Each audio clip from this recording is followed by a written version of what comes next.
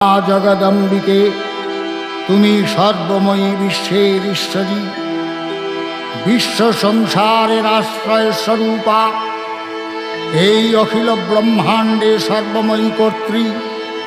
তোমার অন্তরস্থলেই সৃষ্টিকর্তা ব্রহ্মা, সর্বশক্তিমান বিশ্বপাতা বিষ্ণু এবং প্রলয়কর্তা দেবাদিদেব বিরাজমান।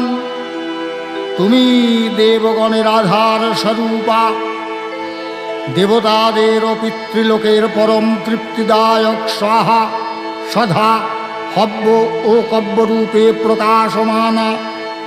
হে মা কালী, হে মা বিশ্বজননী, তোমার শরণাগত ভক্তের প্রতি তোমার আশীষ প্রতিনিয়ত ভক্ত মস্তকে যেন বর্ষিত হয়।